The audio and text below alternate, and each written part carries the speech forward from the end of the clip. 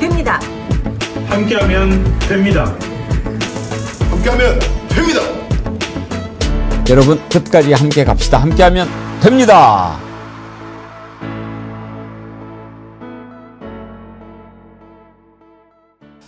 여러분 안녕하십니까? 백운기입니다. 48시간 최후 통첩까지 선언했던 트럼프가 갑자기 공격을 5일 동안 유예하겠다고 밝히면서 중동전이 새로운 국면을 맞고 있습니다. 트럼프는 또 이란과 매우 강력한 대화를 했다고 밝혔습니다만 워낙 트럼프가 그동안 말을 자주 바꾼 데다가 이번 공격 유예도 협상을 위한 시간인지 아니면 전열을 정비하고 지상군 투입을 위한 시간 벌기용인지 알 수가 없어서 상황은 여전히 불투명하기만 합니다. 더구나 이란은 협상이 아예 없었다고 반박하고 있습니다. 어쨌든 협상 얘기가 나오면서 세계가 한숨을 돌리게 됐지만 막강한 방공망을 자랑하던 이스라엘의 아이언돔도 뚫리고 미국 내 여론도 좋지 않고 우방국들도 냉담하게 지켜보고 있는 게 현실인 만큼 이제 전쟁은 그만 끝났으면 합니다. 계속 치다르면 그 결과는 종말이요 파국일 뿐 아닙니까? 생방송 백운계 정치 1번지 출발합니다.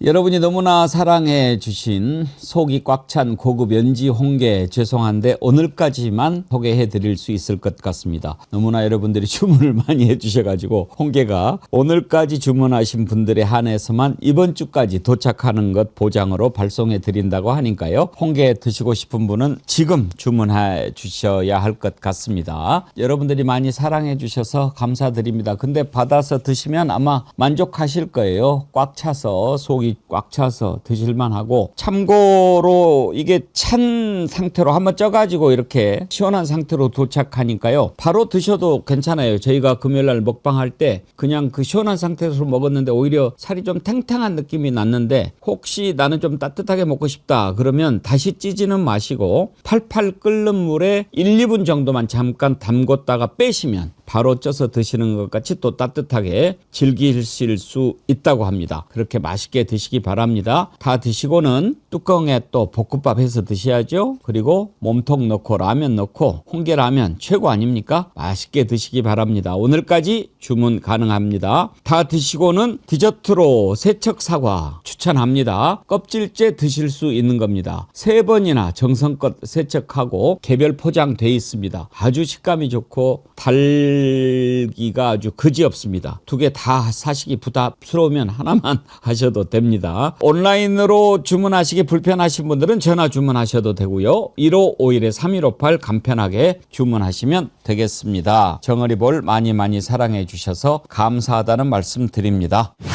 네, 함께 해주신 여러분 반갑습니다. 오늘 아침 댓글창에 목포어매님 오셨네요. 정의와 상식의 바다에 오신 정의리원 여러분 반갑습니다. 목포는 현재 기온 18도입니다. 자동차 실내는 많이 덥습니다. 차 안에 계신가요? 목포 오매님 오랜만에 뵈니까 정말 반갑습니다. 평안하시죠? 이렇게 아주 그 원년 멤버 맨 처음에 정어리 TV 시작할 때 함께 하셨던 분들 보면 참 아슬아한 이 추억도 떠오르고 참 반갑고 감사하고 그렇습니다. 계속 함께 해 주시기 바랍니다. 오늘 함께 하실 4분 패널 소개합니다. 김성환 시사평론가님 어서 오세요. 네, 안녕하세요. 반갑습니다. 전혜연 전 민주연구원 본장님. 안녕하세요. 네, 그린입니다. 네. 강원도 딱 떠오르시죠? 강원도가 그린이에요? 강원도에 초록색 지금 산이 물들고 있고요. 뭐 정확히 말하면 강원도 요즘 파란 바람이 불고 있다. 저는 이렇게 생각을 합니다. 요즘에 왕산암 영화 덕택에 강원도가 더 유명해졌죠. 아, 네. 영월에 관광객도 많이 오시고요. 또 어제 강릉에서 우상호 후보, 예비 후보죠. 이광재 전 강원도지사의 동행, 시민과의 소통 갔다 왔는데 분위기가 들썩들썩했습니다. 좋았습니다. 어제 뉴스 보니까 강원도 여론 상당히 많은 분들이 이제는 윤석열 때문에 더 이상 못 찍겠다 국힘당 그러는 분도 계시고 또 몇몇 분들은 우상호가 강원도요? 또 이런 분도 계시고 서로는 동송이죠. 우상호 강원도래요. 우량강자래요. 강원도 사투리로 얘기하겠습니다. 모르는 분들이 꽤 많이 계시더라고요. 아무래도 서울에서 계속 국회의원을 했기 때문에 그런 것 같기도 합니다. 씩씩한 강수영 변호사님 오셨습니다. 안녕하세요, 강수입니다. 대구 수성갑? 네, 대구 거주자입니다. 수성갑. 예. 대구 수성갑. 대구도 이번에 좀 변할 것 같습니까? 지금 과거와는 다른 분위기는 많죠. 예. 그리고 국민의힘에 대한 실망이 원래는 민주당으로 안 넘어오는데 그냥 국민의힘이 싫어 그럼 투표장은 안 가버리지 그걸 민주당으로 넘어오지는 않는데 지금 분위기는 이제 분노표가 그냥 민주당 찍어가지고 국민의힘 폭삭 망하게 해야겠다 이런 목소리를 내는 사람들이 꽤 늘었어요. 제 주변에도 평생 한 번도 민주당 표 준 적이 없는데 이번에는 국민의힘 혼내려고 저렇게 막 가는 거는 무조건 여기서 뽑아주기 때문이다. 그걸 알고 계신 분들이 이제 갈수록 늘고 있어요. 이따 한번 살펴보겠지만 이진숙 인기가 대구에서 있어요? 전혀 없습니다. 근데 왜 여론조사는 높게 나와요? 그거를 이제 잘 봐야 되는데 1위라고 해도 윤호개인들 총집합해가지고 20 몇 프로인 거거든요. 그게 지금 대구에서 여론조사 응답하는 사람들은 그 유튜브 열심히 보시는 분들이 대부분이에요. 대부분 사람들은 여론조사 전원 바로 끊어버려요. 짜증나니까. 국민의힘이고 정치고 딱 질색이거든요. 그래서 거기에 과표집 돼가지고 겨우 또 나온 게 20 몇 % 정도라 후보들이 여러 명 난립해 있는 상황에서 겨우 조금 1위인 걸 가지고 내가 인기 제일 많아 이렇게 자랑하는 거는 굉장히 이제 이진숙의 지금 얕은 수인데요. 실제로 다 결선에 올라가가지고 만약에 이진숙이 살아있다면, 이제 컷오프가 안 됐다면은 이진숙 대 다른 사람 1대1 붙으면 이진숙 힘듭니다. 결선에서. 그러니까 자꾸 뭐 중진을 컷오프하니 이런 얘기가 나왔던 거고요. 국민의힘에서. 주호영 인기는 어때요? 주호영 인기는 상대적으로는 거기 나와 있는 사람들 중에 선수가 제일 높잖아요. 그리고 이제 지금 비판적인 목소리도 많이 내고 있고 당에 대해서. 그러다 보니까 이제 어른이 필요하다. 난세에 원래 대구는 좀 그런 거에 의존하는 경향이 있습니다. 어지러운 세상에 조금 어른이 필요하다. 그게 이제 안 잡히는, 여론조사에 안 잡히는 우호도가 굉장히 높거든요. 근데 이제 컷오프 할 건 아니지 않냐, 어쨌든 간에. 뭐 범죄를 저질렀냐, 결격 사유가 있냐, 뭐 해당 행위를 했냐. 이런 분노는 굉장히 크죠, 대구에서. 네. 주호영이 만약에 무소속으로 나오면 경쟁력은 있나요? 그거는 좀 많이 어려울 것 같습니다. 왜요? 그거는 이제, 일단 1번은 그 여론이 분화되고 있거든요. 지금 그 분노가 뭐 결집한다고는 하나 여전히 맹목적으로 국민의힘을 충성하는 사람들의 표도 상당수가 되기 때문에 수성갑은 전문직이 많고 좀 식자층이 많아서 상대적으로 좀 이제 스윙 보터들이 많지만 대구 외곽으로 넘어갈수록 굉장히 또 보수적인 전통 지지층들이 많아서 이제 분산이 되기 시작하면 매우 어렵고, 게다가 이제 가장 큰 변수 김부겸 전 총리의 출마 앞에서는 보수가 분열되면은 굉장히 어려울 수 있다. 캠프 내부에서도 조금 보수적으로 약간 부정적으로 보는 것 같습니다. 알겠습니다. 씩씩한 강수영 변호사님을 통해서 대구 얘기 생생하게 들었고요. 더 씩씩한 김민아 시사평론가님 어서 오십시오. 안녕하십니까. 예. 씩씩한 건지 씩씩거리는 건지 제가 오늘도 한번 씩씩거려 보겠습니다. 여기 뭐 꽃봉오리도 있고 네, 분위기 좋습니다. 네. 김민아 평론가님 오면 분위기가 갑자기 객관으로 좀 바뀌는 느낌이 있어요. 너무 진지한 얼굴로 분명을 하시니까 그게 더 재밌어요. 제 생김새는 진지합니다. 그러면 이제 균형을 맞추기 위해서 말도 진지하죠. 꽃봉오리가 이렇게. 예. 자, 사실은 트럼프가 처음에 얘기했던 48시간 시한은 지났어요. 오늘 오전 8시 44분인가가 기였죠. 그래서 세계가 긴장하고 있었는데 또 어제 갑자기 5일간 공격을 유예하겠다 이러니까요. 저는 두 가지로 봅니다. 트럼프가 내 마음 나도 몰라 일 수도 있고, 또 그때그때 이렇게 뭐 바꾸는데 이제 전쟁 중에 나오는 말은 사실 무조건 믿을 수가 없죠. 왜냐하면 전쟁이라고 하는 것은 가장 추악한 거죠. 수단과 방법을 가리지 않고 승리만 하면 된다는 것이 전쟁이니까 신의도 없고 뭐 약속이라고 할 수가 없는 거고, 그래서 모든 걸 다 믿을 수는 없는데 아무튼 너무 지금 전쟁이 길어져서 힘드니까 이런 얘기가 솔깃하지요. 5일간 공격을 유예하겠다. 어떻게 봐야 할까요? 김성한 평론가님? 트럼프 대통령이 하루에 거짓말 8번씩 한다 그러잖아요. 8번밖에 안 한대요? 네, 그것도 거짓말 같은데? 더 많이 하는 날도 있겠지만 다 평균 내보니까 하루에 8번씩 하더라는 거예요. 이게 뉴욕타임즈에서 조사한 내용이거든요. 그러니까 트럼프 대통령의 전형적인 협상 스타일이 미치광이 전략이라고 하잖아요.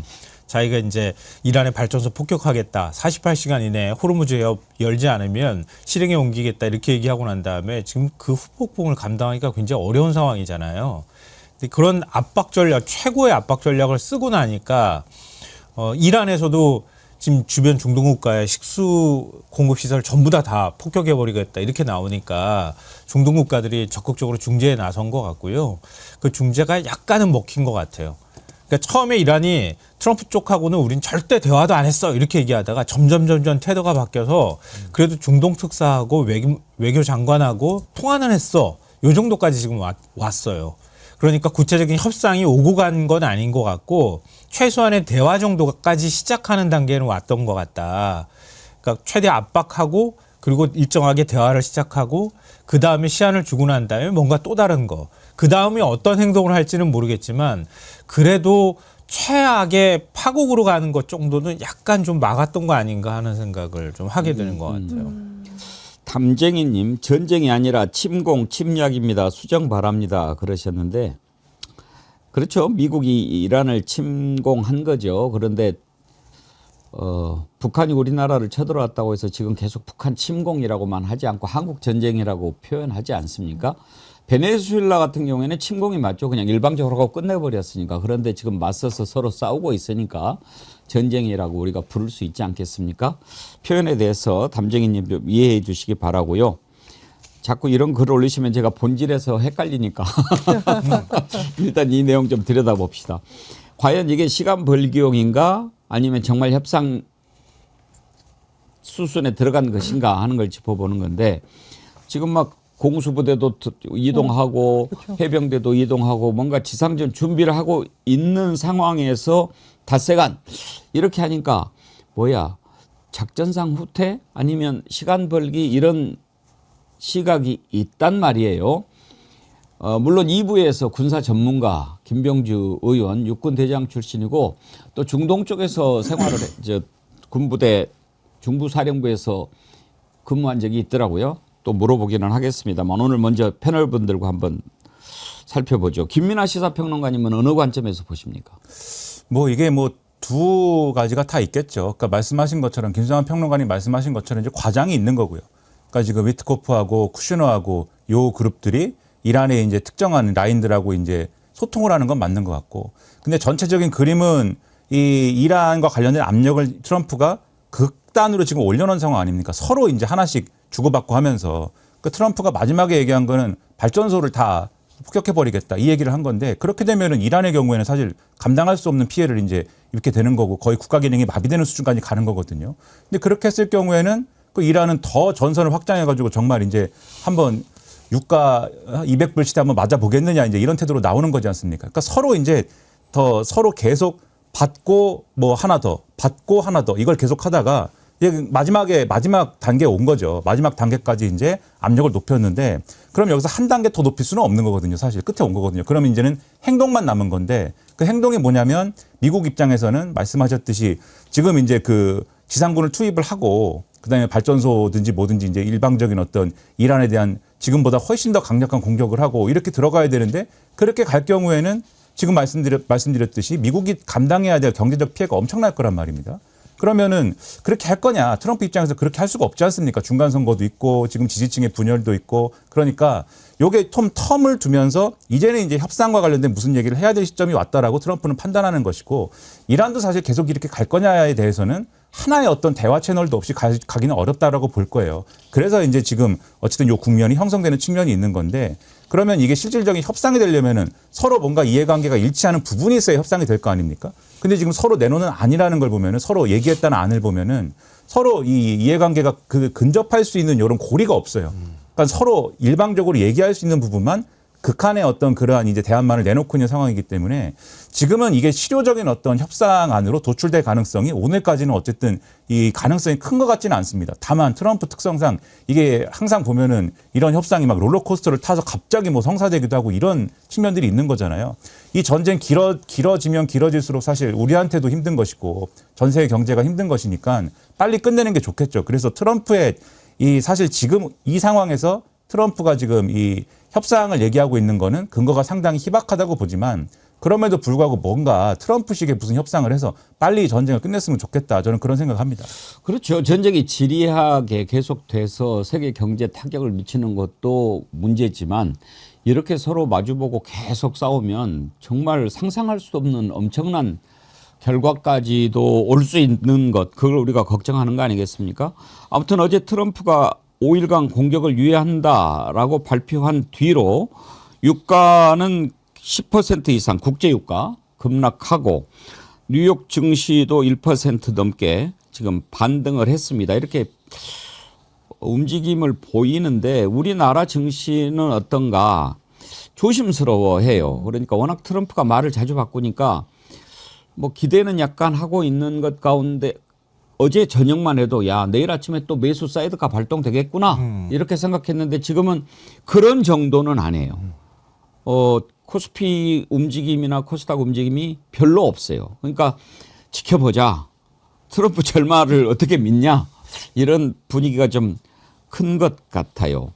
강수영 변호사님 시각은 어떻습니까? 저는 개인적으로 트럼프가 그런 의도도 있지 않나 생각해 보는 것은 이제 약간의 교란책 비슷한 건데요. 그러니까 지금 이란의 메시지를 보면은 우리 뭐 대화하고 협상이고 안 하는데 왜 그래? 약간 이런 식으로 딱 잡아떼는 분위기잖아요. 그러니까 워낙 저는 이란 내부에서 강경한 목소리가 있어서 협상을 하고 있다라는 듯한 이야기가 나가는 순간 그 강경한 목소리를 내는 그룹들이 굉장히 큰 반발을 할 것 같아요. 이란 내부에서. 그러다 보니 이제 트럼프 입장에서는 이런 식으로 굳이 협상 중인 것을 흘려가지고 이란 내부에서 약간의 자중질환 내지는 세력 다툼 뭐 그런 것들을 더 유도하는 것도 있지 않을까 뭐 그런 생각도 들고요. 조금 우스갯소리 비슷한 거지만은 저는 이 트럼프 일가의 주식 투자 내역을 언젠가는 미국에서 좀 검토를 했으면 좋겠습니다. 검증을 꼭 했으면 좋겠어요. 트럼프가 SNS에 글을 올릴 때마다 주가가 출렁출렁 하는데 요번에 메시지도 오전 7시에 주가 그 시장 개장하기 전에 대문자로 떡하니 이렇게 올려서 저는 뭐 사실상 이건 주가 조작에 가까운 행보를 계속 보이는 것 같다는 생각이 들거든요. 그렇죠. 본인뿐만이 아니라 본인 가족들 도대체 주식 투자 어디에 어떻게 했고 매수 저도 매도를 그 언제 생각 했는지 들어요. 네. 이거 나중에 미국에서 꼭 검증했으면 좋겠어요. 저도 네. 어제 딱 그거 하는데 트럼프를 우리가 좀 믿을 수가 없잖아요. 그러면 만약에 야 요즘에 한국 증시가 이렇게 왔다 갔다 하는데 말이야 내가 이렇게 할 테니까 거기 한번 매덕불 좀 쏴봐. 이렇게 하지 말하는 법이 없잖아요. 그러니까요. 아무튼 그래도 이제 뭐 협상을 한다고 그러는데 협상하지 마라 그럴 수는 없고 잘했다 이렇게 얘기를 하는데 협상을 하고 있다 진전이 됐다라고 하고 뭐 구체적으로 이란 국회의장하고 했다 이런 얘기도 나오는데 이란은 우리 한 적이 없다 이렇게 이야기를 하니까 뭐가 사실인지도 모르겠어요. 일단 트럼프 얘기를 듣고 우리 전혜원 원장님 의견 들어보겠습니다. We are very willing to make a deal. It's got to be a good deal, and it's got to be no more wars, no more nuclear weapons. 어때요, 전혜원 원장님? 저는 트럼프가 지금 동맹들의 반응에 좀 놀란 거 하나, 그다음에 경제적으로 미국 내에서도 타격이 있어서 오는 불만이 하나, 그리고 미국 공화당 내에서도 비판의 목소리가 나오는 것 등등 하고 보니 이게 아닌가벼. 내가 내 계획대로 되지 않았는데 비판 여론이 계속 고조되는 것에 있어서 이 5일이라는 시간은 시간 벌기용이라고 봅니다. 여론 탐색 시간이라고 보는데 첫 번째로 이 트럼프 전쟁에 대해서 명분 없는 전쟁이라고 거센 비판을 이은 것은 사실 저는 경제적인 요인보다는 어린이들이 있는 학교에 폭격을 하는 그 장면이 전 세계에 생중계되면서 이게 초연결 사회인 글로벌 시대에 많은 사람들이 경악을 금치 못했다. 그래서 차마 동맹을 하고 부르는 나라에서조차 이 전쟁이 명분 없는 전쟁이다가 어린이들까지 죽이고 있다는 아주 감성적인 요소가 결합되면서 상당수의 국가들이 우리 호르무즈 해협 지키는 파병에는 그게 무슨 요인이든지 할 수가 없다라는 거절하고 있는 분위기가 하나가 있다고 보고요. 두 번째로는 지금 미국 내에서조차 유가 급등이라든가 증시 폭락에 대한 비판 여론이 일다 보니까 공화당 내에서도 지금 전쟁에 대해서 비판 기류가 나오고 있거든요. 이거라고 봅니다. 저는 근데 트럼프를 믿을 수가 없다. 왜냐하면 협상이라는 것은 상대방도 어느 정도 협상의 가능성을 열어놨을 때 협상이 되는 건데 이란이 지금 트럼프와 이란의 협상설에 대해서 가짜뉴스라는 식으로 거의 반응을 하고 있거든요. 그래서 저는 5일간은 트럼프가 다시 공격할 수 있는 명분을 만들거나 여론을 탐색하다가 오히려 다시 공격할 수 있는 병력을 주둔시키는 시간 벌기용 아니냐라는 의심을 갖고 있습니다. 아무튼 이제 이번 전쟁이 언제 끝날지 어떻게 끝날지는 알 수가 없지만 적어도 다른 것은 몰라도 트럼프는 국제적으로 매우 신뢰를 잃게 될 것으로 보입니다.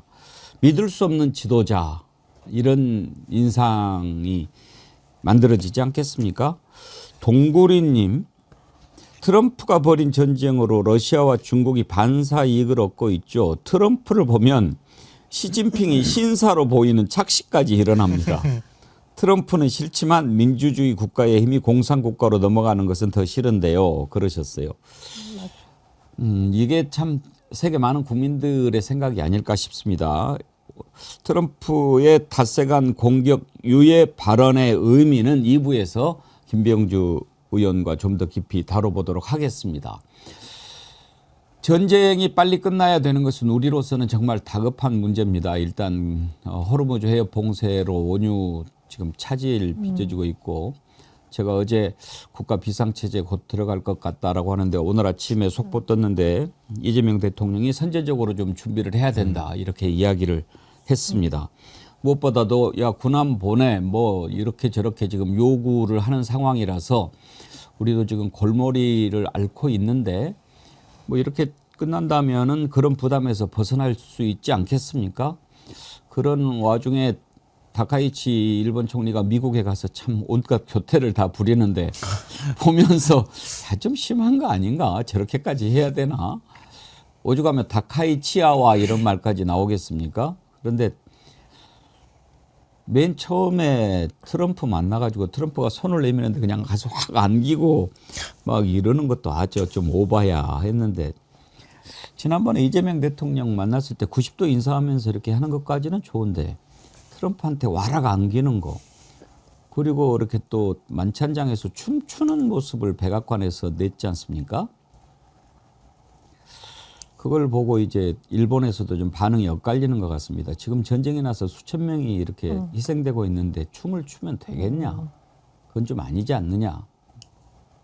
또 한쪽에서는 다카이치 총리에 대한 지지가 높으니까 우리나라 위해서 하는 건데 좀 봐줘야 되는 거 아니냐? 그런 의견도 있는 것 같아요. 논란이 됐던 영상들 한번 보시죠. We have a very special person, just won a tremendous election and a record-setting fan. It's not easy. Thank you for inviting me to the White House today. Thank you.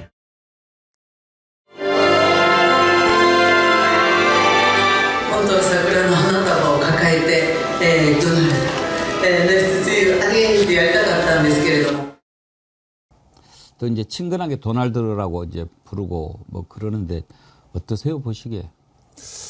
일본 사람들은 저렇게 이름 부르는 거에 굉장히 큰 의미를 부여하더라고요. 그러니까 미국 대통령을 이름으로 부를 수 있다. 그것이 미일 관계에 굉장히 밀착을 보여주는 어떤 상징이다. 그래서 과거에 이제 나카소네 총리 때도 그때도 서로 이름으로 부른다. 나카소네라고 부르고 뭐 서로 론이라고 부르고, 그리고 아베 신조 때도 마찬가지였지 않습니까? 서로 이름으로 부른다. 그래서 이번에도 도널드 저렇게 부르는 게 이제 그런 연출인데, 다카이치 사나에 총리가 또 그런 평가가 일본에서는 있는 거거든요. 워낙 소탈하고 대중적이다 이런 이미지가 있어요. 그러다 보니까 사실 이 사람의 정치적인 어떤 지향은 굉장히 강한 극우 인사인데도 불구하고 그런 포장지가 있으니까는 이게 좀 약하게 보이는 측면들이 있는데, 그런 게 저는 외교 무대에서는 저렇게 좀 표출이 되는 것 같습니다. 우리 이재명 대통령 만났을 때도 말씀하신 것처럼 그런 어떤 싹싹한 모습 이런 게 이제 좀 눈에 들어왔던 거잖아요. 그런 게 있는 건데 지금 저 장면들이 그런 거거든요. 상대가 이제 뭔가 자신에 대해서 의전을 해주니까 그 의전에 대해서 뭔가 크게 반응하는 요런 게 워낙 그 자기의 어떤 행동에 박혀 있어요. 이 사람이 과거부터 정치를 해온 걸 보면은 그걸로 사실은 지금까지 굉장히 이제 여러모로 자기 영역을 이제 구축해왔던 사람인데, 근데 그거에 대해서 평상시 같은 관계면, 그러니까 양국이 좋은 관계를 그냥 맺으면은 좋다. 그런 정도의 외교 자리 같으면은 이 총리가 저렇게 행동하는 거에 대해서 일본 국민들이 뭐 그럴 수 있다. 그리고 노력한다. 그리고 저 사람 원래 그 입장은 강경한 사람인데 저렇게 뭔가 나가서 외교 자리에서 저렇게 하는 것도 어떤 전략일 수 있지 않느냐. 여러 가지로 이해를 했을 텐데 지금 저 자리는 굉장히 부담스러운 자리거든요. 일본한테. 트럼프가 군함을 파견하라고 이제 요구한 이후에 이제 하는 정상회담이지 않습니까? 그러면 일본 총리가 거기에 대해서 거절을 하고 뭐 이런 이제 맥락이 있는 자리고, 거절을 하면서 대미 투자를 더 크게 하겠다라고 약속을 한 거잖아요. 더 많은 돈을 미국에 투자하겠다. 그 일본 국민 입장에서는 트럼프가 부당한 지금 요구를 한 거에 대해서 그 부당한 요구 때문에 더 많은 거를 지금 이득을 이제 양보해야 되는 그런 상황이 되는 건데 그 자리에서 저렇게 좋아하는 모습을 보여준다. 이게 이제 안 맞는 거죠, 코드가. 그러다 보니까 일본에서 이제 논란이 나오는 거고 다카시 사나의 개인 입장에서는 아마 황송할 만한 순간들이었을 겁니다. 미국 대통령이 이제 저렇게 대접을 해주고 그다음에 아까 춤을 추는 장면 같은 경우는 그게 이제 엑스제팬 노래라는 건데 다카시 사나의 총리가 우리 이재명 대통령하고 드럼 쳤지 않습니까? 그게 이제 드럼을 그냥 뭐 신이 나서 친 것도 있지만 과거에 밴드를 했다는 거지 않습니까? 그때부터 좋아했던 노래라는 거예요. 저기서 연주했던 노래가. 그러니까 자기를 위해서 준비해준 노래가 이제 나오니까 거기에 대해서 자기도 나름대로 액션을 취하는 거죠. 그래서 막 춤을 추는 건데 일본 국민들이 볼 때는 이제 황당하겠죠. 그래서 이제 일본 언론이나 이런 데서도 이게 이런 식으로 아부하는 듯한 태도가 맞느냐 이런 평가 그래서 나오는 거고 이게 이런 언론의 이제 평가들이 사실 이제 우리나라 언론이나 이런 데서도 전해지고 있는 상황인데 예. 그래서 이런 어떤 개인적인 어떤 그러한 특성만 가지고 외교할 수 있는 게 아니다. 상황과 조건에 따라서 맞추는 이러한 외교적인 제스처 같은 것도 이 지도자의 중요한 덕목이라는 걸 확인하게 만드는 대목인 거죠. 오늘 내용이 빠져드세요? 재밌으세요? 그러신가 봐요. 동접이 10,000명을 넘는데 좋아요가 절반이 안 돼요. 여러분들이 아주 재미있고 막 빠져들면 좋아요 누른 걸 잊어버리시는데 좋아요 꼭 눌러주세요. 제가 더 재밌게 했어야 되는데 그래서 제가 아주 재밌게 했어야 되는데 제가 그 노래라도 불러가지고 했어야 되는데 김준환 평론가가 일본 정치에 대한 책도 썼어요. 일본 전문가예요. 그러시구나. 그렇게 저렇게 잘하는 거 얘기하는 거예요. 제가 그 책 읽었거든요. 소데스까? 아닙니다. 일본어 일본 정치 정계에 일본 대한 정치? 예, 아닙니다. 분석하는 책을 내기도 했습니다. 아니 독자가 있는데 지금 아니라고 자꾸 우기니까. 근데 저는 제일 먼저 떠오른 게 방향은 다른데 윤석열이 떠올랐어요. 윤석열도 아부하고 싶은데 상대가 안 받아줘가지고 48조 만나고 달려가가지고 아베 가가지고 만나겠다 그러고 막 그런 쇼를 했던 거잖아요. 근데 다카이치는 결과적으로는 하여튼 친한 척을 하고 싶다고 하는 건 똑같은데 정반대로 너무 과하게 행동을 해서 오히려 눈살 찌푸리게 만든다? 뭐 이렇게 볼 수 있을 것 같은데요. 그러니까 개인적인 어떤 성향도 좀 있는 것 같고요. 근데 그리고 또 자기가 결국 트럼프 요구를 받아들이지 않아야 된다고 하는 걸 미리 방침을 정하고 간 거잖아요. 그러니까 더 친분 있는 모습들을 과시하려고 하는 행동이 저렇게 조금 오바스럽게 보였던 측면도 있는 것 같습니다. 윤석열을 떠올리셨는데 김건희를 떠올린 분도 계세요. 천상천하님 우리도 질 수 없다. 건의가 필요합니다. 바이든에게 팔짱 끼고 교태 부리던 건의를 특사로 보내면 어떨까요? 근데 그 나라 다카이치는 너무 과하게 행동을 해서 문제였는데 윤석열은 푸대접을 받아가지고 국가 자존심을 다 구겨놨잖아요. 어느 쪽이 더 나은가? 윤석열보다는 다카이치가 좀 나은 거 아닌가? 이런 생각도 저는 들어요. 근데 잠깐만요. 그 다카이치가 트럼프를 따라서 역대 대통령 사진 보면서 바이든 앞에서 막 이렇게 웃는 모습도 이거 너무 결례 아니냐 그런 얘기가 나왔잖아요. 그게 뭔가 궁금하시죠? 그거 한번 좀 보여주시겠어요? 그게 트럼프 옆에 그러니까 이제 역대 대통령이 쫙 있지 않습니까? 트럼프 전은 이제 바이든이고 그 전에는 오바마일 거 아니에요? 근데 바이든 사진을 안 걸고 저기에 오토펜이라고 그래가지고 자동 서명기 사진을 걸어놓은 거예요. 참 트럼프도 참 아가 왜 저렇게 유치 찬란한지 모르겠어요. 그러니까 바이든 자리에 오토펜 사진 넣은 거는 나는 그동안에 뭐 열심히 일했는데 바이든은 뭐 그 제대로 좀 그 인지력이 좀 떨어져 가지고 서명을 자동 뭐 그런 자동 서명기로 했다 지금 그런 얘기 하려고 그런 거죠. 제대로 안 살펴보고 그냥 다 결제했다 이런 느낌으로 조롱하는 거죠. 네. 그러니까 저 오토펜이라는 게 그러니까 미국에서 약간의 논란이 있는 그 서명법이거든요. 그러니까는 이 법안에 대해서 대통령이 직접 서명하게 돼 있는데 워낙 이제 많으니까 직접 서명해야 되는데 얼마나 팔이 아프겠습니까? 그래서 저 오토펜으로 서명을 해도 되냐 마냐가 약간의 논란이 있습니다. 근데 오바마 대통령 때 해도 된다. 오바마 대통령이. 그래서 오토펜으로 이제 서명을 대놓고 이제 해온 게 있는데 그건 이제 오바마 대통령이니까 사실 큰 논란, 뭐 그 당시에 논란이 있었지만은 뒤에까지 논란은 이어지지 않았는데 말씀하셨듯이 바이든 대통령 같은 경우에는 어떤 인지에 관련된 논란이라든가 건강과 관련된 논란이 있다 보니까 트럼프가 그거를 활용해서 저거를 조롱을 계속 했거든요. 오토펜으로 그 서명을 하면서 사실은 말씀하셨듯이 내용을 잘 모르는 상태에서 국정 운영한 거 아니냐 이런 조롱을 계속하면서 자신이 이제 그 바이든하고의 어떤 그 이 사실은 승부를 했던 거지 않습니까? 물론 이제 후보로 나오지는 못했지만 바이든이. 그래서 그 조롱을 저 백악관의 역대 대통령 사진을 거는 데까지 사실은 조롱을 해놓은 거예요. 그러면은 일본 총리 입장에서는 사실 지도자 입장에서는 저기 가서 그거는 사실은 그냥 넘어가야 되거든요. 그냥 이렇게 고개 끄덕이고 넘어가야 되는데 그렇죠. 이걸 또 트럼프가 해놓은 거라고 특별히 해놓은 거라고 이렇게 해놨냐고 이렇게 예. 이게 참 재밌다 이것이 멋있다 이렇게 이제 했기 때문에 또 욕을 먹고 있는 거죠. 근데 어떻게 역대 대통령 사진을 거는데 사진을 얼굴을 안 걸고 오토펜을 갖다가 해놓습니까? 말이 안 되는 거거든요. 그러니까 윤석열 전 대통령하고 비교를 하자면 어디 가서 서명할 때 메모지 보고 서명하잖아요. 이렇게. 그러니까 메모지 보고 서명하는 장면 써놓은 거랑 찍어가지고 갖다 놓는 거랑 비슷한 거예요. 그러니까 여기에 김성환 평론가님이 안 나오고 만년필이 나오는 거랑 똑같은 겁니다. 그러니까 김성환 평론가님이 또 만년필 애호가로서 상당히 유명하기 때문에 네. 만년필 전문가십니다. 또. 근데 이게 미국이 지금 들고 계신 것도 만년필이에요? 만년필인가요? 예. 만년필이에요? 네. 만년필이 볼펜같이 생겼어요. 네, 볼펜같이 생긴 만년필입니다. 그러니까 또 특이한 만년필을 또 네. 누르면 촉이 나오는 만년필. 만년필 수집이 취미신가요? 수집까지는 아니고요. 네. 그 시골에서 중학교 때부터 만년필을 제가 좋아했어요. 그래가지고 뽑고 다니고. 아니 그걸 그때 5,000원짜리인데요. 네. 그거 사는데도 되게 힘들었는데 그거 문방구에서 사가지고 혼자 막 잉크 막 이렇게 묻혀가면서 혼자 좋아했었거든요. 펜글씨를 배우기도 했었고요. 그래서 만년필에 조금 관심이. 근데 왜 주제가 이렇게 오죠? 김연아 평론가가 지금 이상한 걸 얘기해가지고. 좋아요. 만년필 또 아련하잖아요. 네. 저는 만년필 몇 개 있어요. 쓰고 싶은데 쓸 시간이 없어요. 요즘에는 뭐 이렇게 쓸 일이 별로 없잖아요. 그럼 이제 볼펜 가지고 이렇게 쓰고 만년필을 볼 때마다 뭘 쓰고 싶다 생각은 드는데 뭐 할 일은 이제 이걸로 이렇게 하니까 뭐 나중에 하나 그러면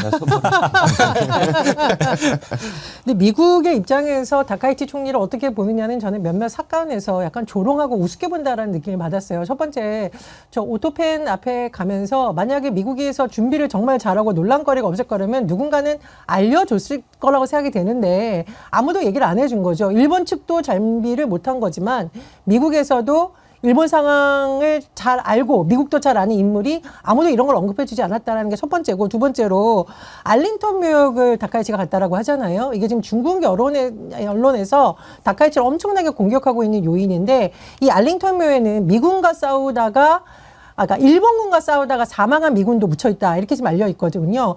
거기에 지금 일본 총리가 가서 헌화를 했다.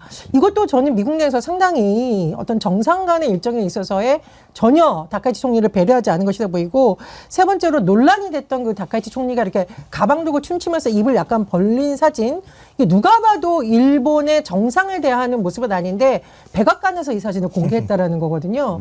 이거는 굉장히 다카이치 총리를 우습게 보거나 이걸 바라볼 일본 국민들의 정서를 전혀 고려하지 않은 것이다. 그래서 다카이치 총리가 어떤 의도를 갖고 했는지는 모르겠으나 제가 보기에 이거는 굴욕 외교라는 비판을 명하기 어렵다. 그러니까 뭐 외교 현장에서 저런 제스처를 취하고 웃고 뭐 이렇게 포장하는 아이스 브레이킹하고 뭐 이런 것들이 당연히 필요한데, 이제 중요한 거는 그 끝에 어떤 한 칼이 있어줘야 되는데 한 칼이 안 보인다는 거죠, 다카이치 총리는. 그냥 저기서 끝난다는 거예요. 그러다 보니까 되게 이제 굴종적인 모습을 보일 수밖에 없고, 이제 그냥 좀 우리는 대한민국 국민이니까 저걸 보고 아쉬운 점은 그래도 일본이 세계 속에서 할 역할이 있는데 저런 식으로 그냥 흐지부지 외교를 해버리면은 그래도 하나의 지렛대가 돼가지고 좀 역할을 해주면 좋잖아요. 우리 입장에서도. 일본이 좀 저렇게 웃으면서도 마지막에 좀 그래도 전쟁은 좀 빨리 그만두는 게 안 좋냐 뭐 이런 등등의 견제구를 날려주면 좋은데, 뭐 그런 역할을 뭐 전혀 못하니까 원래 일본이 그런 역할을 잘 안 하긴 하지만 개인적으로는 참 저렇게 무력한 일본이 너무 아쉽고, 대한민국은 뭐 이재명 대통령은 앞으로 이런 난제들을 아주 또 외교를 잘해 오셨잖아요. 그러니까 일본과는 전혀 다른 포지션에서 굴종도 아니고 그렇다고 해서 뭐 대거리 하는 것도 아니고 아주 이제 전략적 모호성 속에서 잘 대처하시리라 뭐 그렇게 기대합니다. 우리가 다카이치 총리 얘기하지만 예전에 아베 총리가요, 트럼프하고 같이 골프장에서 골프 치다가 벙커에 빠져가지고 뒤로 대굴대굴 구른 장면, 그것도 참 우리가 볼 때는 이해가 안 되는 거잖아요. 근데 일본과 미국의 관계를 상징적으로 보여주는 것 같아요. 그러니까 사실 미국이 지배했던 나라예요, 일본은. 그러니까 패전 이후에 한 10년 정도 오키나와 같은 경우에는 직접 지배를 했어요. 지금은 이제 반환하다시피 했지만 그래도 미군 기지가 제일 큰 게 들어가 있거든요. 그러니까 일본은 미국하고 함께 가지 않으면 안 되는 나라라는 거를 일본 사람들이 너무 잘 아는 거예요. 그러니까 과하게 오버하더라도 미국과 친하다고 하는 거를 총리가 보여줘야 될 필요가 있는데 그 정도가 어디냐를 가지고 지금 논란을 삼는 거지. 일본하고 미국의 관계는 원래 저런 관계였다. 그러니까 그걸 우리가 이해할 필요가 있지 않을까 싶어요. 근데 또 트럼프가 저런 걸 또 좋아하니까 그러면 또 예, 헬렐레 이렇게 해가지고 좋아하고. 토마토님, 윤석열 사진 자리에는 술병 걸어놓으면 되겠네요. 예, 참 다카이치 저런 모습 우프다고 해야 되죠? 우프다. 예, 아무튼 참 쉽지 않습니다. 우리가 이런 국제 정세에서 힘을 키워야지 어떻게 하겠습니까? 다음으로 넘어가죠. 국힘당이 이제 조금씩 정리를 해가고 있는데 대구가 아주 시끄러워요. 일단 가장 궁금한 게 지금 하고 있는 공천을 이정현 혼자 하고 있는 건지 장동혁하고 짜고 하고 있는 건지 그게 궁금해요. 어떻게 보세요? 그러니까 뭐 일설에는 저거 지금 장동혁은 분명히 부탁했는데 20분 동안 전화를 해가지고 그러면 안 된다고 말렸는데 이정현이 말을 안 들었다. 요런 일설이 또 보도도 있죠. 근데 다른 한편으로는 둘이 어차피 다 합의돼가지고 하는 거지. 저거 다 쇼야. 이제 그런 견해가 있는데 저는 개인적으로 이쪽 세계의 정보는 서정우 변호사를 신뢰합니다. 서정우 변호사는 이쪽에 한해서는 저는 신뢰해요. 다른 건 다 제가 다 흘리지만은 그래서 어제 이야기를 들어봤거든요. 하신 말씀이 장동혁과 이정현은 한 몸이다. 싸우는 거 아니라고. 다 얘기된 거고 주호영만큼은 컷오프해야 된다는 게 장동혁의 원래 뜻이었다. 그렇게 얘기를 하더라고요. 주호영이 계속 어긋난 소리를 했잖아요, 자기한테. 그렇죠. 이제 오로지 기준은 우리를 흔드냐 마느냐. 그것만 가지고 한결같이 가는 거기 때문에 흔들었지 않냐. 근데 그걸 명분을 당원들이 싫어한다. 주호영을 당원들이 너무 싫어한다. 그러니까 뭐 컷오프 할 수도 있는 거지. 이렇게 포장을 해요. 그래서 이제 당원과 자신을 이제 물화일치시키는 어떤 그런 모습을 자꾸 보여주고 있는데 어쨌든 지금 이진숙이 또 흥미로운 거는 어쨌든 캠프 반응은 좀 격앙돼 있다고 해요. 이진숙도 국회의원 가라는 사인으로 알고 그냥 이거 야속 대련 아니야? 또 이런 견해도 지역에서 사실 있긴 있어요. 근데 이진숙 개인은 캠프 내부는 굉장히 격앙돼 있고 그래도 대구시장인 걸 전제로 사실 거기에 들러붙은 사람과 거기를 국회의원이 되는 사람이라고 들려붙은 사람은 이해관계가 저는 다르다고 생각하거든요. 그렇죠. 네. 단체장이 할 수 있는 일이 훨씬 많아요, 지역에서는. 거기도 ABC가 있네. 그렇죠. 그러니까 여기다 지금 투자를 해놨는데 갑자기 국회의원 틀려버리면은 이거 어떻게 되는 거야 이거. 단체장 밑에 지금 배팅을 해놨는데 그런 목소리 때문에 이진숙 개인도 자기를 뭐 나름 배려하는 듯한 이정현이 뭐 국회로 가서 큰일 하라는 얘기를 인터뷰 대놓고 하더만요. 근데 그게 달갑지 않은 거예요. 자기 뒤에 있는 사람들은 지금 단체장을 전제로 지금 들어와 있는 사람들이 많아서. 장동혁과 이정현이 짜고 치는 것 같기는 해요. 왜냐하면 이렇게 장동혁이 대구의 중진 의원들 모아놓고 뭐 다 경선 원칙으로 뭐 이렇게 이야기했는데 바로 컷오프 해버렸잖아요. 그러니까 이건 뭐냐 사람 면전에다 두고 완전 사기친 거 아니냐 막 이렇게 하니까 또 장동혁이 나중에 뭐 전화했다라고 하는데 나와서 얘기하는 거 들어보면은 뭐 공천이라는 것은 뭐 어떻게 또 이야기하잖아요. 한번 들어보십시오. 당 대표로서는 공관위의 결정을 존중합니다. 물론 제 생각과 일치하지 않다 하더라도 당 대표로서는 공관위의 결정을 존중하는 것이 필요하다고 생각합니다. 선거를 치르고 경선을 치르고 공천을 하다 보면 또 당을 위해서 희생이 필요할 때도 있습니다. 한마디로 봐줄 마음이 없다는 거 아니겠어요?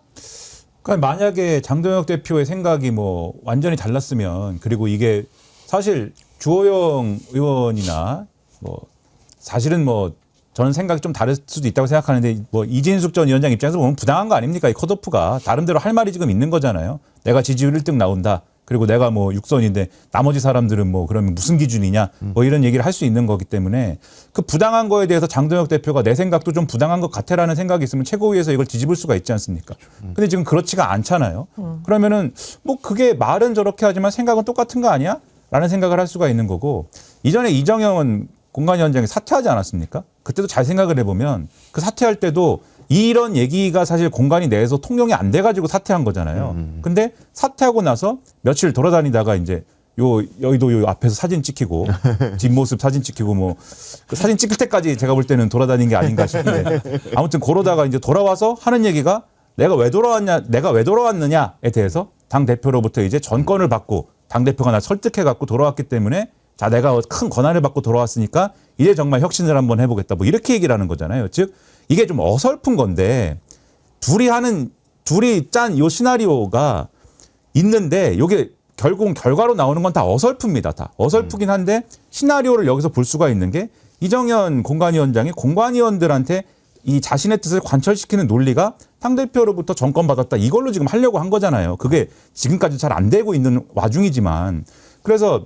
그런 걸 볼 때도 장동혁 대표랑 이정현 공관위원장 별로 이제 이해관계가 다르지 않구나 이걸 알 수 있는 거고 그 이후에 모든 논의도 이정현 공관위원장이 좀 세게 지르면 장동혁 대표가 예를 들면 수습하고 장동혁 대표가 수습하는데 그 수습함으로 인해서 문제가 해결되는 게 아니고 원래 예상했던 방향대로 수습이 되고 이런 그림으로 봐서는 제가 볼 때 뭐 강원파 전략 또는 뭐 국합 배드캅 전략 뭐 이런 정도의 얘기지 근본적으로 이해관계가 다른 건 아닌 것일 수밖에 없다 이렇게 보이는 거죠. 국합, 배드캅은 너무 점잖용이고 전 이제 좀 격한 말로 이걸 이방 정치라고 합니다. 이방, 사또가 쫓겨나니까 옆에 있던 이방들이 갈 데가 없어요. 서로 결탁한 거다. 왜냐하면 잘 보시면 이정현 공관위원장 같은 경우에는 탄핵당한 박근혜의 최측근이었잖아요. 그러니까 지금 기회에 뭔가 자기가 회생을 해야 하면은 다시는 일어나지 못할 보수 입장에서 보더라도 굉장히 책임이 있는 인물이에요. 그럼 장동혁은 어떠냐?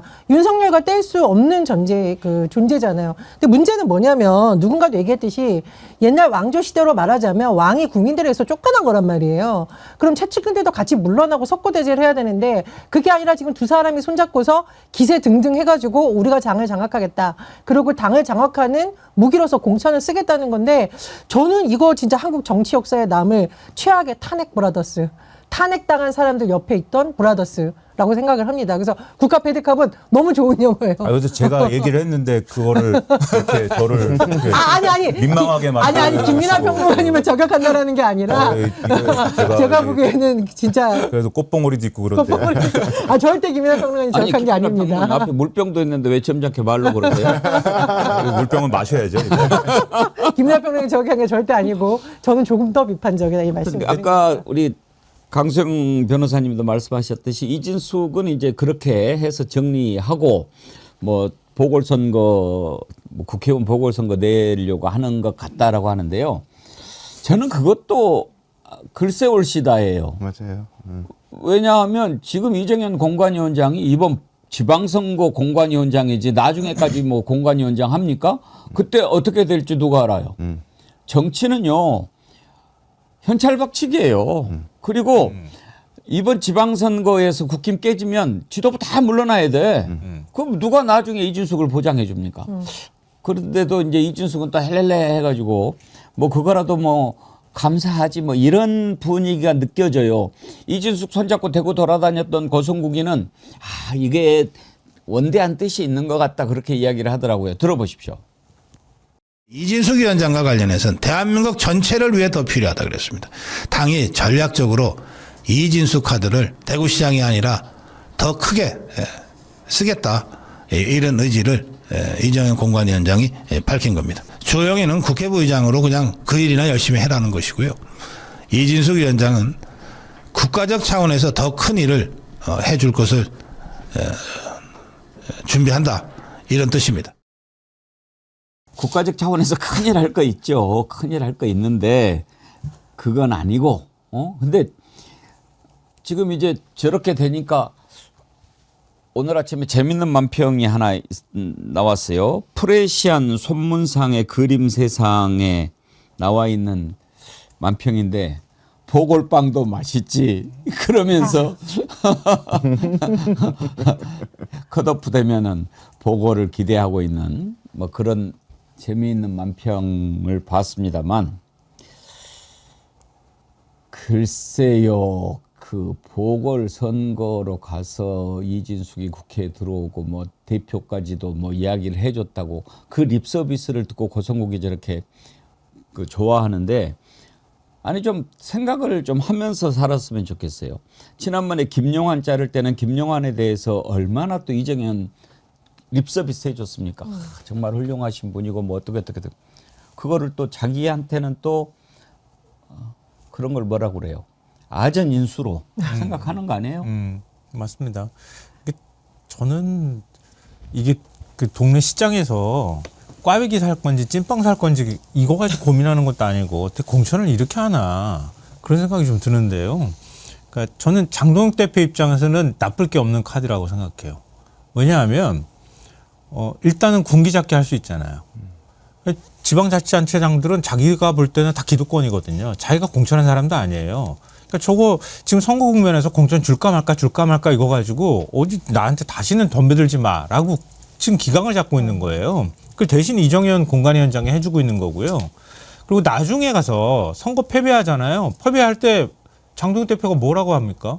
아, 나는 공천권 다 위임해서 이정현 위원장이 다 공천한 거다. 내가 다 이번 선거 한 거 아니다. 책임 회피하기 딱 좋은 상황이거든요. 그러니까 장동혁 대표하고 두 사람이 뭐 미리 약속 대련을 하고 안 하고의 문제가 중요한 게 아니라 이정현이라는 사람 스타일이 그런 거예요.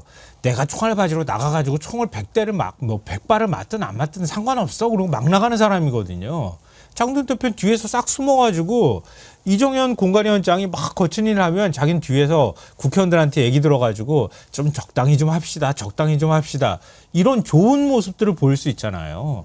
그러니까 두 사람이 지금 그런 형태를 가지고 공천을 계속 하고 있는 거라고 보는데요. 문제는 말씀하셨듯이 이게 잘 되면 또 모르겠는데 전부 막 삭발하고 지금 막 단식 들어가고 시끄럽게 이렇게 난리를 치고 있잖아요. 지지율이 괜찮을 때면 모르겠는데 지금 온 자산을 다 끌어모아가지고 민주당하고 싸워도 모자랄 판에 자기들끼리 이렇게 내부 분열이 생기면 누가 선거 때 다 도와줍니까? 안 도와주거든요. 그러니까 선거 망치려고 아주 작정을 했다고 생각해요. 저는 또 한 측면이 더 좀 보이는 게 있는데 장동혁이 극우의 맹주 자리를 다른 사람에게 안 넘겨주려고 하는 것 같습니다. 대구시장은 보수의 아이콘이잖아요. 근데 이진숙을 대구시장을 만들어버리면은 자기보다 한 급이 위로 올라가는 것처럼 보이거든요. 그러니까 나중에 이 사람은 어쨌든 자기는 대권 욕심 있어 보이거든요, 이 사람이. 그리고 지방선거가 망해도 안 내려놓으려고 할 것 같고 다음 총선까지 자기가 공천권을 가지고 있어야 국민의힘을 갖다가 자기 세력으로 쫙 줄 세우게 한 다음에 본인이 대선 후보 될 수 있는 길로 갈 수도 있다. 근데 그 과정에서 이진숙이라는 사람이 자기가 오롯이 다 먹어야 하는 이 파이를 이진숙하고 나눠 먹어야 되는 상황이 될 수도 있어요. 대구시장이 돼버리면은. 그 세계에선 자기 혼자만이 떠받들어져야 되는데. 그러니까 이제 한 급 낮춰서 국회의원으로 저는 그렇게 아이디어 충분히 얻을 수 있을 것 같고 진짜 근데 또 상황에 따라 가지고 말씀하신 것처럼 또 보궐 공천할 때 되니까 이번에 대구시장도 바뀐 게 김부겸이 출마한다고 하면서 판이 다 뒤집어졌잖아요. 지금 재보궐은 다들 생각하는 게 아니 뭐 대항마 아무도 없는데 좀 편안하게 되겠지. 근데 그때에서 어떤 대항마가 났다는 이유만으로 혹은 이진숙에 대한 어떤 조사, 지금 진행 중인 조사 그런 것들을 갖다 변수 삼아가지고 재보궐도 안 주려고 할 수도 있지 않을까. 충분히 가능한 스토리일 것 같아요. 저는. 그 논리면 보궐선거도 공천 안 주죠. 그러니까요. 네. 거미줄 최정화님. 중동 사람들은 한국 여성들이 다 빵진숙처럼 생긴 줄 알아요. 국가적 차원에서 빵에 집어넣어야 돼요. 아 너무 심하다. 너무 심하셔. 요즘에 하여튼지 국힘 공천하는 걸 보면서 그런 말이 나옵니다. 있는 건 삭발이요, 없는 건 기준이다. 도대체 기준이 뭔지를 모르겠어요. 다선이면 그냥 자르나? 현직이면 무조건 자르나? 뭐 그것도 아닌 것 같고. 저건 뭐 기준은 안 보이고 그러다 보니까 이제 막 삭발하는 사람들이 많이 나오는데 지금 국힘당의 삭발이 지난번에 김진태 삭발했고 김용환도 삭발했고 또 이번에 박형준 부산시장도 삭발했죠. 삭발을 하면은 뭐가 좀 달라지나요? 지금 저기는 포항시장 컷오프된 김병욱 후보죠. 네네. 뭐 저기도 삭발하고 삭발하면 뭐가 달라져요? 왜 삭발하는 거예요? 사실은 이제 뭐 삭발이라는 거는 과거에 이제 그만큼 내가 머리를 이 아름다운 이 머리를 깎을 만큼 그러한 또 중대한 결심을 했다. 그래서 뭐 뭔가 결의한다 뭐 이런 것들을 단호하게 내비치는 이런 수단으로 많이들 했습니다만, 근데 그게 어떤 공적인 목표, 그러니까 뭐 어떤 이 사람이 뭔가 목숨을 걸 만큼의 어떤 뭐 목표가 있구나, 그런 것들을 관철시키려고 하는구나, 뭐 예를 들면 더 세상을 좋게 만들겠다든지 뭐 이런 거를 갖고 하면은 사람들이 그래도 이게 삭발이든 단식이든 뭐 혈서든 뭐 그런 걸 알아줄 텐데, 지금 저 사람들은 내 이익을 위해서 지금 하는 거지 않습니까?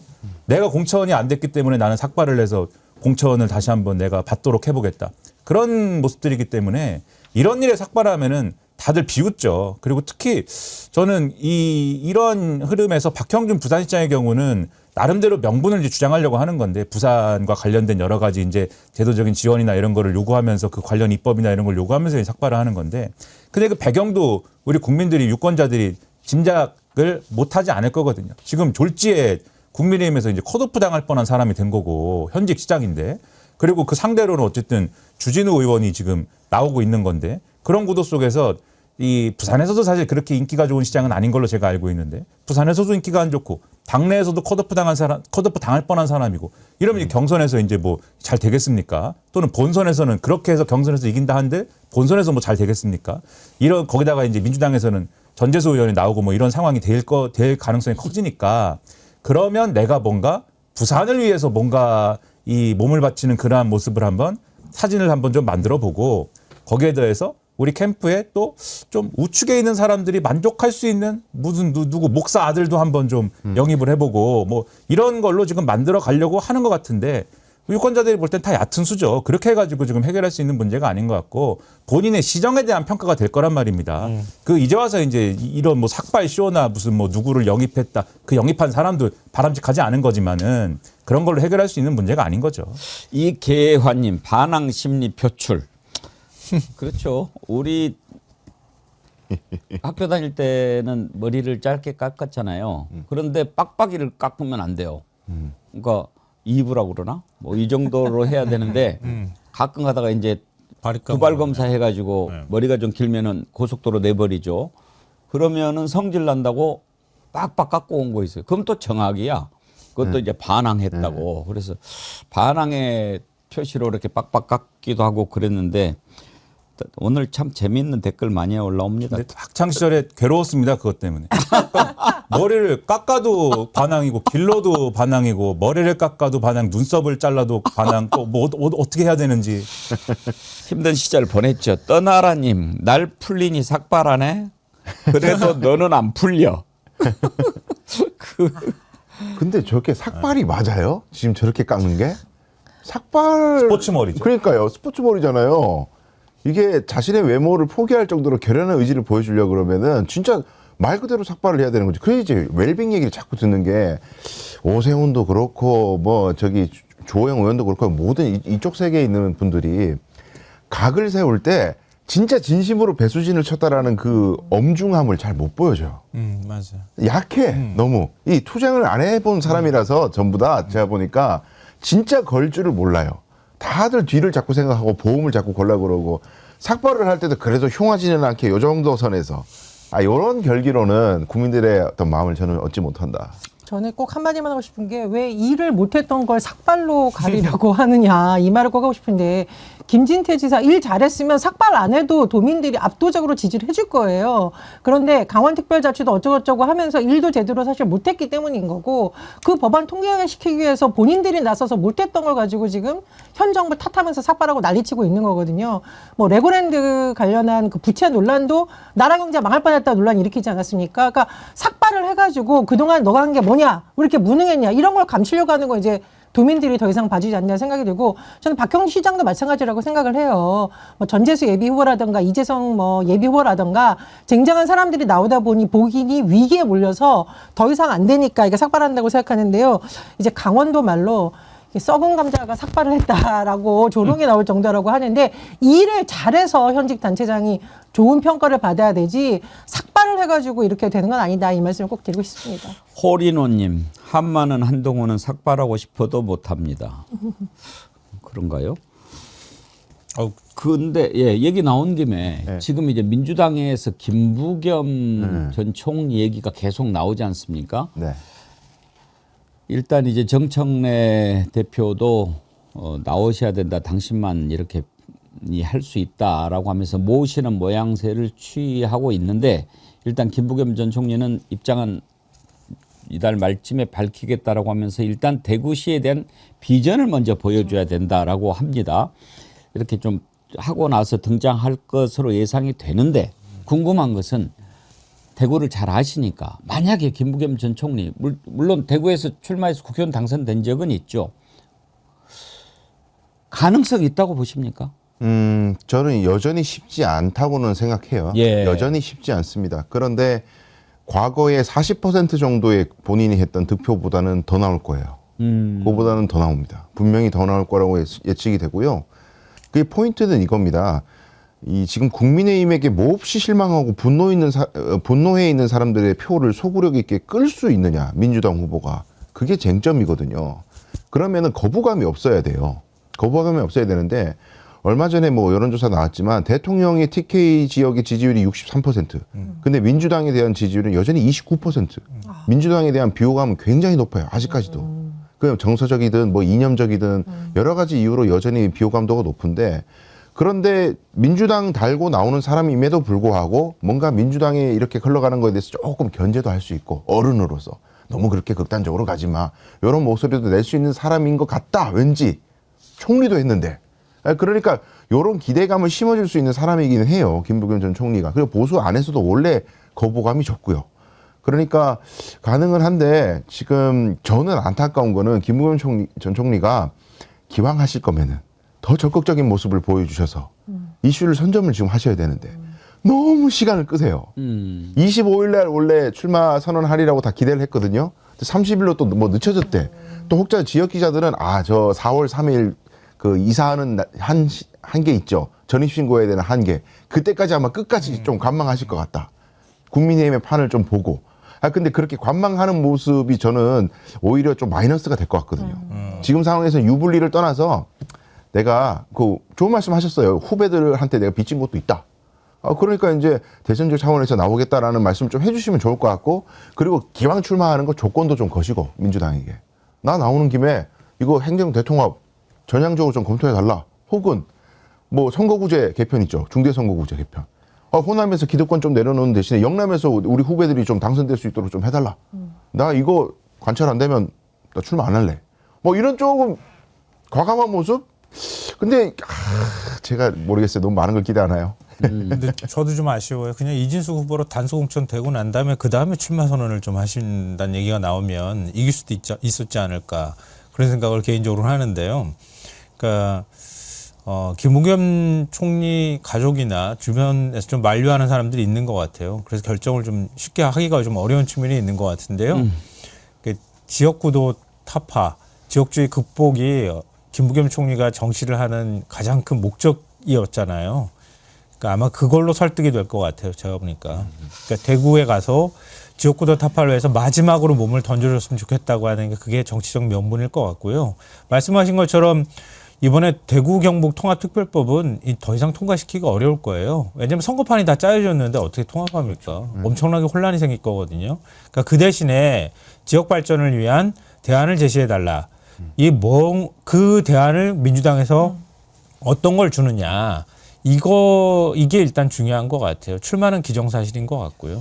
그러니까 이 부분이 사실 김부겸 전 총리 입장에서 보면은 지금 이 선거 나가라고 하는 게 개인의 입장에서 보면은 정치인 개인의 입장에서 보면은 가혹한 거일 수 있습니다. 왜냐하면 지금 국무총리까지 지내고 사실 정계 은퇴 선언한 사람인데 이게 사실 이길 것이냐에 대해서는 장담할 수 없는 거거든요. 그러니까 국민의힘 대구라는 데의 어떤 특징을 우리가 잘 생각해 봐야 되지 않습니까? 대구 유권자들의 특징을.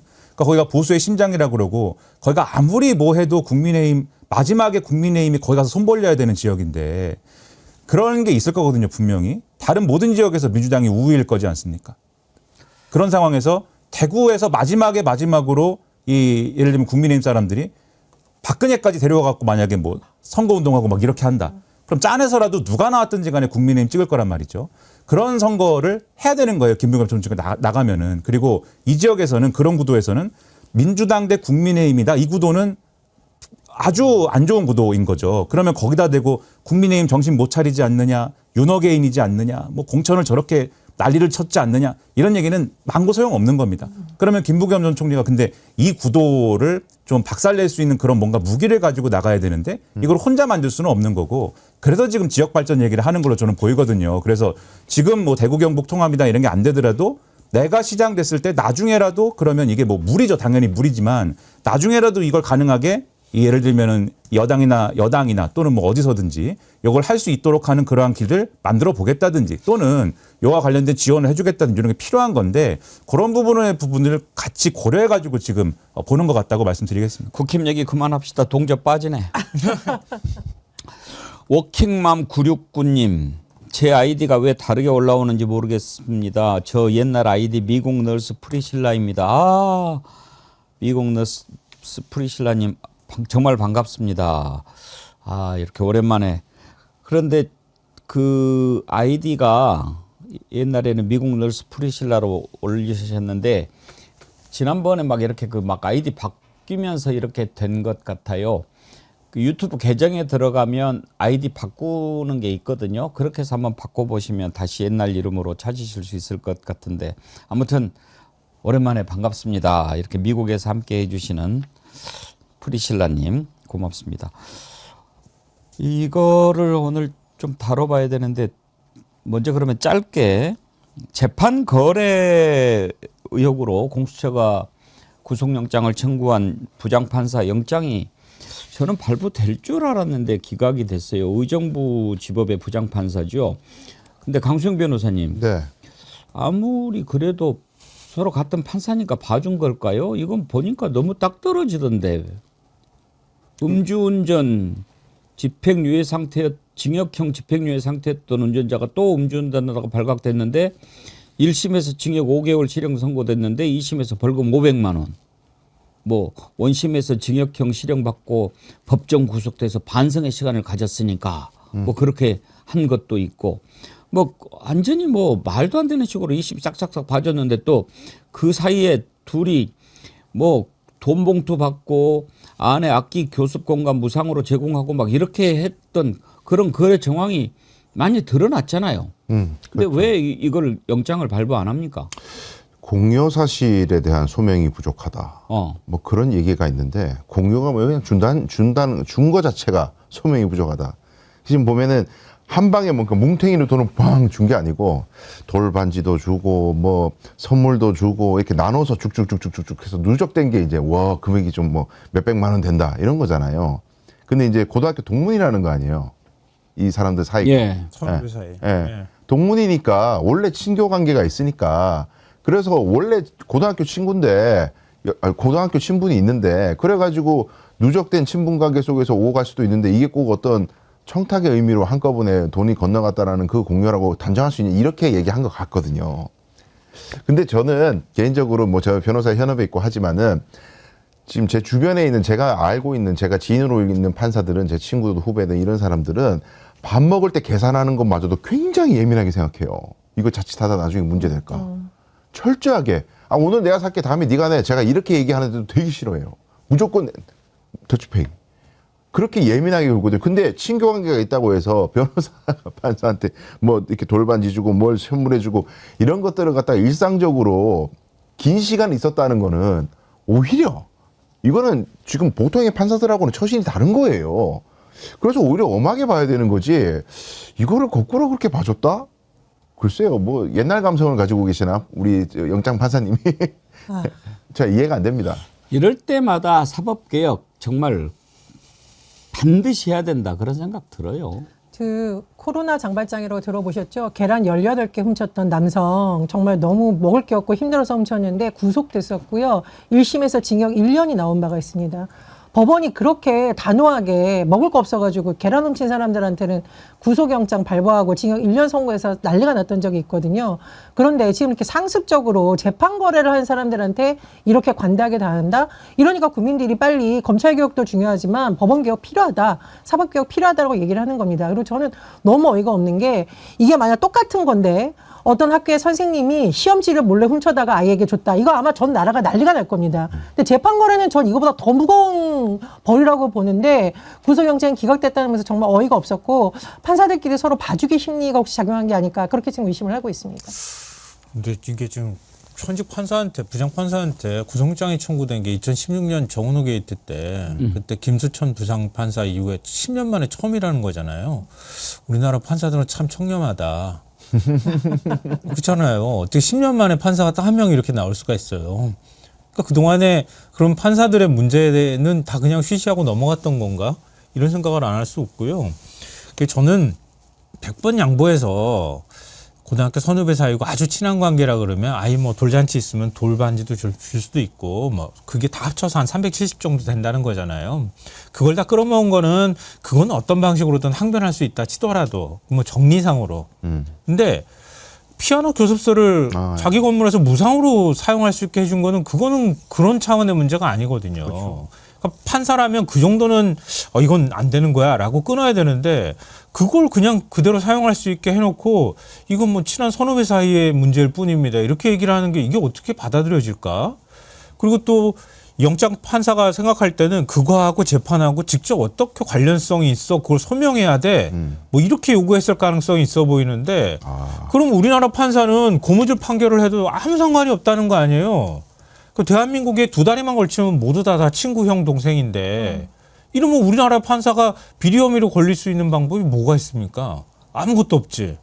보다 엄격하게 판결을 해줘야지. 이렇게 해서 구속 안 시키겠다고 하면 판사들은 뭘 해도 된다는 얘기가 되는 거라 저는 좀 이해가 안 돼요. 그러니까 이 바이올린 교습소에서 실제로 이 변호사 배우자가 뭐 바이올린 가르쳐주고 레슨비도 받고 뭐 여기서 그랬다 뭐 이런 설명을 하고 있는 건데 그러니까 전반적인 말씀하신 대로 전반적인 유착 관계가 지금 있는 거 아닙니까? 이런 전반적인 유착 관계를 변호사하고 판사가 이런 형성을 하고 있고 그리고 이 사람이 맡은 이 변호사가 수임한 사건에서 다 솜방망이 판결해줬다는 거 아닙니까? 그리고 이 사실만으로 사실은 이 판사는 요런 사건들을 기피를 하든가 뭐 했어야 되는 거잖아요. 그렇죠. 기본적으로는. 당연히 그래요. 그것도 안 하고 거기다가 이런 유착 관계를 장기간 가지고 있고 그러면 이 법 이전에 사실 모르겠습니다. 사실관계를 더 제가 몰라서 그러는 건지 모르겠지만 이거는 대법원이나 이런 데서 징계를 해야 되는 사안인 것이고 징계를 통해서 이 사람은 뭐 판사를 더 이상 하지 말아야 되는 그런 사람이 되는 것이고 이런 사람들의 법복을 벗길 수 있는 그러한 뭐 이 어떤 그러한 제도가 있어야 되는 것이 아닌가라는 생각이 들고 거기다가 이제 이러한 뇌물이다라고 하는 판단에 대해서 법적으로 만약에 정말 만에 하나 이게 지금은 뭐 구속이 기각된 거지만은 본안에 가서 어떨지는 모르겠는데 만약에 뇌물이 아니다라는 판단이 나오게 된다면 이 뇌물죄는 개정해야 돼요. 그러면 이런 걸 어떻게 그러면 이 처벌을 못 하겠습니까? 처벌을 하게 만들어야 되는 거죠. 그러면 이런 걸 처벌 안 하면은 어떻게 하겠습니까? 그러니까 스스로 명을 단축하는 거예요. 법원도 판사들도. 지금 우리가 이제 검찰을 없앴습니다마는 특검이 이번에 새로 포착한 게 있잖아요. 김건희를 조사하기 전에 무혐의 시나리오를 먼저 써뒀다는 거 아닙니까? 그러니까 그 잘난 이창수, 조상원 뭐 우리가 발표 시간 날 때마다 듣습니다만 김건희를 불러서 조사한 게 2024년 7월이죠. 7월인데 10월에 불기소 처분을 10월에 했고 근데 그때보다 5달 전에 이미 이거는 불기소하는 것이 마땅하다. 이런 식으로 써놓은 문건을 확보를 한 거죠. 권창녕 특검이 참 열심히 하고 있는 것 같은데 이거는 이제 압수수색으로 밝혀낸 거겠죠? 그렇죠. 이제 메신저 기록들을 보고 밝혀낸 건데 생각해 보면은 수사기관은 소출을 하는 게 궁극적인 목적이라서 이게 죄가 되는 것을 뒷받침할 수 있는 판례를 찾아보라 그래야 되는 거지 무죄가 될 수 있는 판례를 한번 찾아보라. 이건 이제 거꾸로 된 거죠. 근데 이제 이론적으로는 그렇습니다. 검찰은 공익의 대표자이기 때문에 죄가 안 되는 거라면 죄가 안 되는 이유도 밝혀줘야 되는 게 뭐 검사의 역할이기는 해요. 그런데 이 사건은 특수한 사건이잖아요. 김건희 사건, 이 주가 조작 사건은 대단히 특수한 사건이고 게다가 무슨 논란이 있었어요. 출장 조사, 핸드폰 압수 조사, 핸드폰 다 반납하고 조사한 것.